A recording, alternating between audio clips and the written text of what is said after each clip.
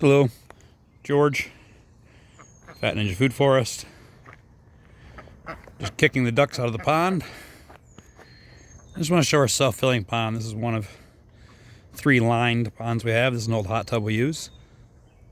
This is our propagation pond. We put water plants in here. The ducks aren't allowed in here much, so we can propagate new plants and put them in the other ponds from here, helping supplement their diet.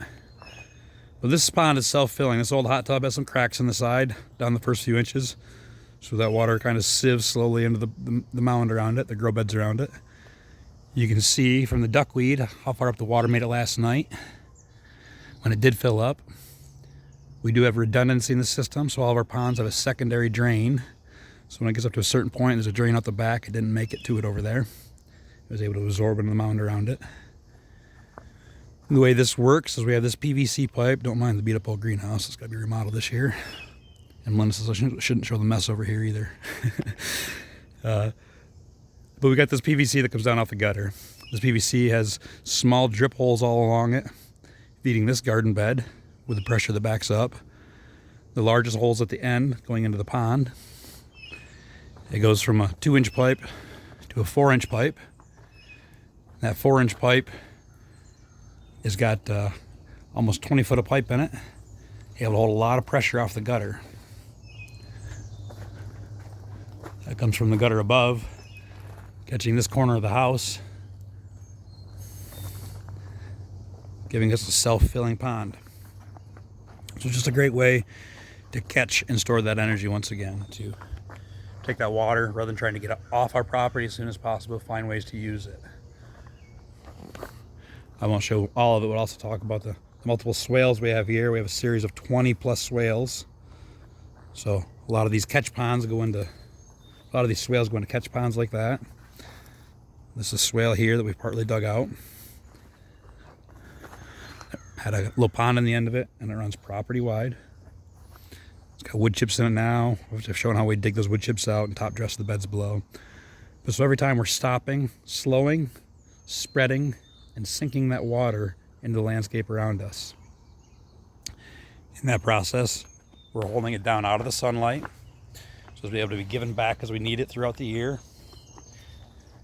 And we're not taking any debris, pollutants on these hard surfaces, and taking all that insecticide, pesticide, oils, petrochemicals into our waterways. Instead, we're catching it, storing it, and using it to create abundance. So there's that pond, but there's also ponds like over here. I know this one's mucky. Uh-oh, we left the basement open. Got all these grapes this year. Harvested a bunch yesterday. These beautiful Asian pears. Boy, that's gotta be about ready. So over here, we have a banana guild that's a large unlined pond. In that rain last night, this would have overflowed here, but we see very little erosion, a little bit. Wood chips built up there. We got videos on my older videos where this is just a waterfall out of here, coming from a catch cup. Boy, I get to stumbling on my tongue. From a couple of catch ponds out here in the swale system. So that comes from the front yard, in the front gutters. Stuff like this. And I'm just making out this is a 300-gallon pond, a 600-gallon pond that we fill with these wood chips. After a swale out front here that has a bit of a slope to it, brings the water to it. These wood chips, calling the fungal component, that helps them break down, causing the insects. The chickens feed on those insects. That supplements the chickens' diet. They poop while they're there, creating a soil that we top dress down below with. This has become a long video. We're showing that first pond. Anybody that's hung out, hi ladies. We'll walk down and look at the bottom pond real quick. I got your attention still. Might just as well. I haven't got the speaker on, so I'm probably mumbling. You're unable to hear me. Hi Annie. Sit.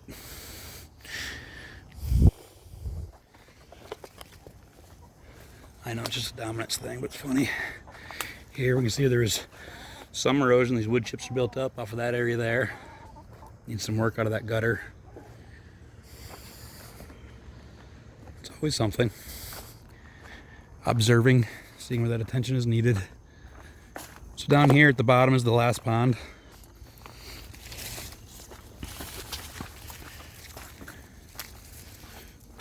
A few currants left. Everywhere you look, there's something. Somebody was in here last night, knocked over all my beans. Huh.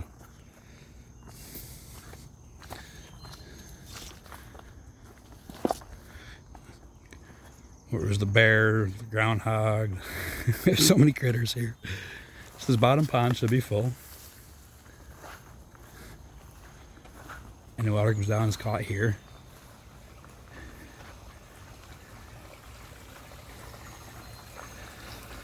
The goldfish are happy in there.